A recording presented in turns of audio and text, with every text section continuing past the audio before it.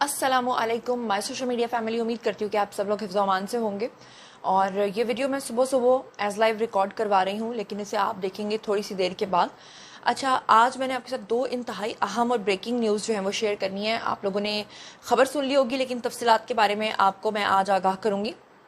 Number एक, आपको पता चला होगा कि पाकिस्तान के एक मशहूर मारूफ एंकर पर्सन हैं जो कि एक चैनल के साथ वाबस्ता थे, और वो अपनी फैमिली के साथ पाए गए हैं गाड़ी के अंदर मुर्दा हालत में, गोलियां लगी हुई, तशद्दुद ज़दा उनकी लाश मिली है। पूरा मामला क्या है, पूरी कहानी क्या है, ये वाक़या कैसे पेश आया, इसके बारे में जो इब्तिदाई डिटेल्स हैं वो मैं आपको बताऊंगी। और साथ ही साथ मैंने आपको दूसरी एक और बड़ी अहम खबर देनी है कि पाकिस्तान के एक और मशहूर यूट्यूबर हैं जी, डक्की भाई। डक्की भाई को एयरपोर्ट से गिरफ्तार कर लिया गया है। और डक्की भाई क्यों फरार हो रहे थे, उनके ऊपर किस चीज़ का केस था, क्या मामला है, पूरी कहानी क्या है, चलिए आपको वन बाय वन जो है वो मैं बताती हूँ।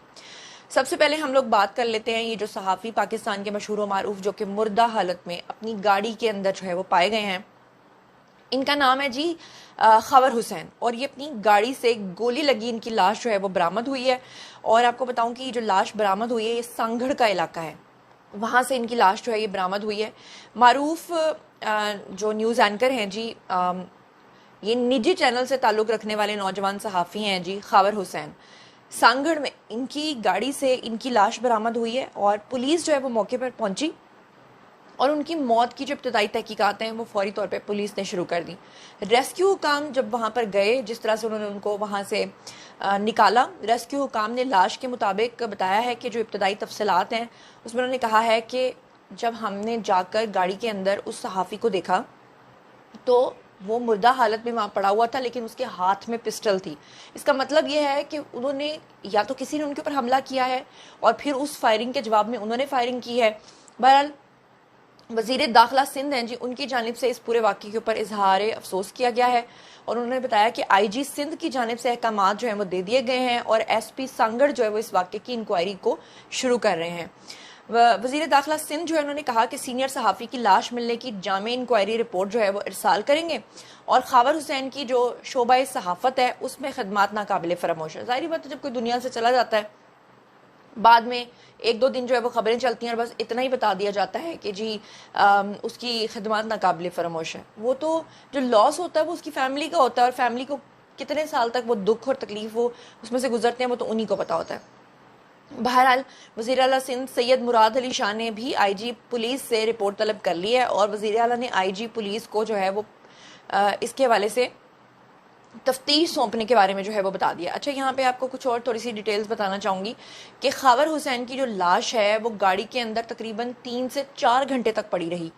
और आपको ये भी बताऊँ जनाब के जो वज़ीर आला सिंध मुराद अली शाह हैं, उन्होंने जब बाद में इसका नोटिस लिया तो फिर उसके बाद बेनज़ीराबाद जो है वहाँ का जो फॉरेंसिक टीम है वो सांगड़ पहुंची, और उसके बाद जो है वो इसकी फॉरेंसिक रिपोर्ट जो है अब वो सामने आएगी। पुलिस हुकाम का ये कहना है कि मामले की तह तक पहुंचने के लिए फॉरेंसिक टीम के अहलकार जो हैं वो वाक़े का तमाम पहलुओं से जायज़ा ले रहे हैं। और रिपोर्ट के मुताबिक ख़ानदानी ज़राए जो हैं उनका क्या कहना है, उनका कहना यह है कि सहाफ़ी जो खबर हुसैन है उनकी अहलिया और उनके बच्चे भी सांगड़ पहुँच रहे हैं। DIG शहीद बेनज़ीराबाद फैसल बशीर मोमिन, उनका कहना यह है कि जाए वक़ुआ से मज़ीद शवाहिद भी हमने इकट्ठे कर लिए हैं, लेकिन अभी ये कहना कबल अज़ वक्त होगा कि एग्जैक्ट वाक़या जो है वो क्या पेश आया। उन्होंने बताया कि पुलिस टीम हर पहलू से तफ्तीश कर रही है, और अतराफ़ के इलाके से CCTV फुटेजेस भी हासिल की जा रही हैं ताकि पता चल सके कि एग्जैक्टली वाक़या क्या हुआ था। गाड़ी से मिलने वाला असलहा जो है, यानी कि ये जो सहाफ़ी हैं इनकी गाड़ी से असलहा भी बरामद हुआ है, जिसको फॉरेंसिक लैब भेज दिया गया है। बाद में मजीद कानूनी कार्रवाई के लिए सहाफ़ी खबर हुसैन की लाश का पोस्टमार्टम भी किया जाएगा, फॉरेंसिक भी किया जाएगा, पोस्टमार्टम भी किया जाएगा। कराची के मशहूर निजी चैनल से इनका ताल्लुक़ है, और इनकी जो गाड़ी के अंदर इस तरह से लाश निकलना और ये बहुत सारे सवाल उठा रही है, वहाँ पर क्या वाक़या पेश आया, और क्या उस वक्त फैमिली मेम्बर्स इनके साथ मौजूद थे, और ये वहाँ पे सांगड़ में क्या कर रहे थे।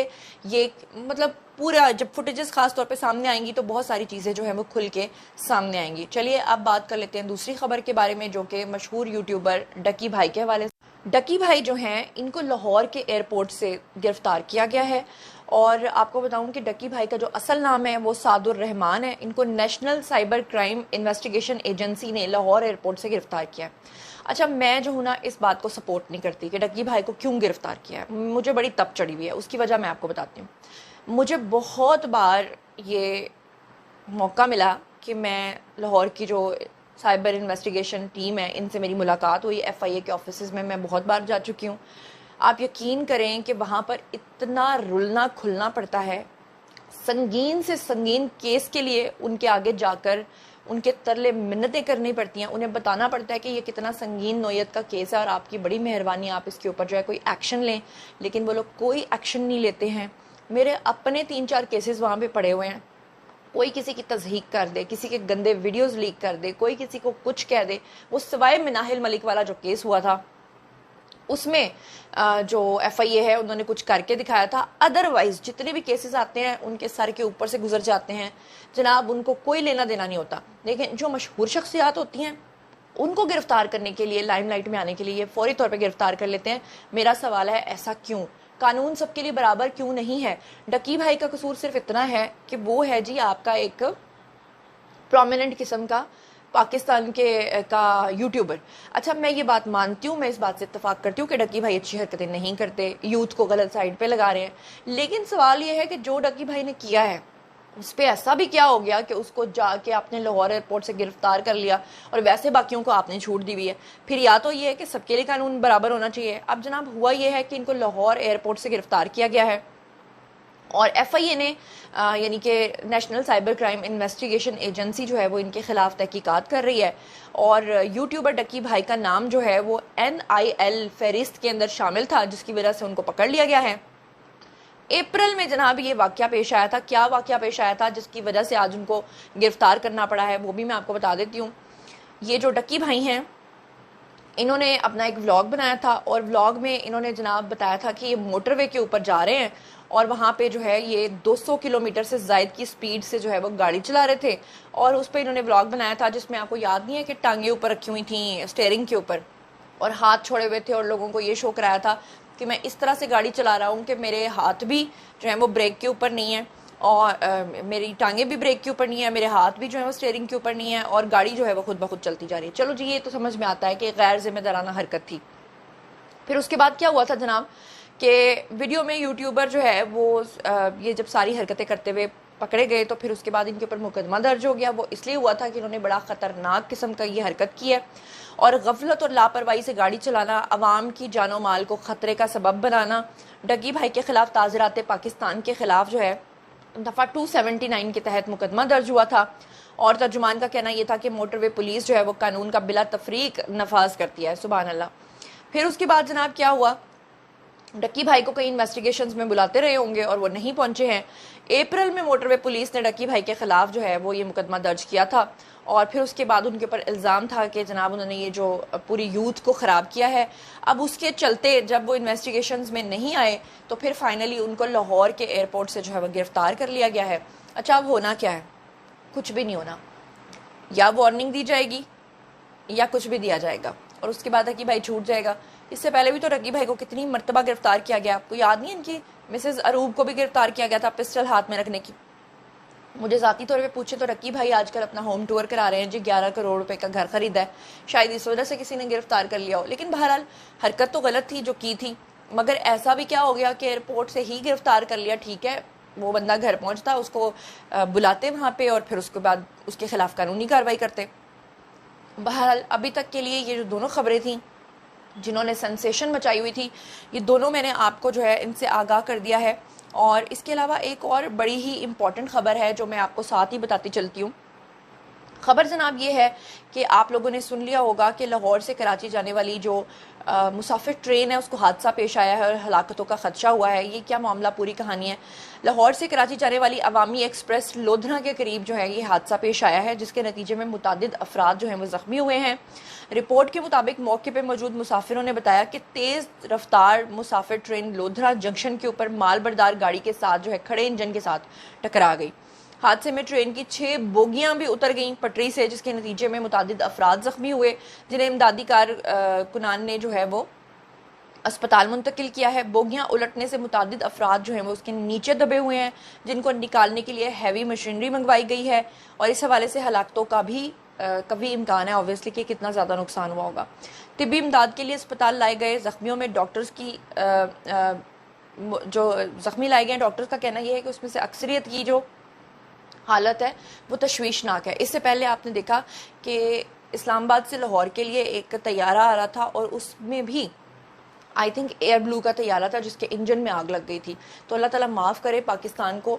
میرا خیال ہے اجتماعی طور پہ سب کو معافی مانگنے کی ضرورت ہے. یہ پہلے طیارہ حادثہ ہونا, پھر ٹرین حادثہ ہونا, اس سے پہلے آپ نے دیکھا کلاؤڈ بسٹ ہوا, آدھے سے زیادہ پاکستان اس میں تباہ ہوا. کل مجھے کامنٹ سیکشن میں ایک شخص نے لکھا کہ آپ نے اپنے ویوز کی خاطر آدھے پاکستان کو جو ہے وہ تباہ کر دیا. میں نے ان کو رپلائی کیا کہ آدھا پاکستان نہیں ہے, آپ پورے جی بی کو دیکھیں. پورے جی بی کے اندر جو طوفان آئے ہیں, جو کلاؤڈ بسٹ ہوئے ہیں, جس طرح سے گلیشیئرز پھٹے ہیں, آپ پورے جی بی کو دیکھیے, پھر آپ اس کے ساتھ پورے کشمیر کو دیکھیے, پھر اس کے ساتھ آپ پورے خیبر پختونخوا کو دیکھیے, اور پنجاب کے اندر جو ہے وہ آپ دیکھیں گے اس وقت بھی ہمارا یہ جو علاقہ ہے نا, یہ لوگوں سے کی بھرمار ہے. یہاں پہ کام والے ہمارے گھر میں روز آتے ہیں, اور جب ان سے پوچھتے ہیں کہ آپ کہاں سے ہو تو وہ کہتے ہیں کہ ہمارے ولیجز کے اندر جو گھر ہیں دیہاتوں کے اندر وہ بارشوں کی وجہ سے بہہ گئے ہیں, اور ہم محنت مزدوری کرنے کے لیے یہاں پہ کام ڈھونڈتے پھر رہے ہیں.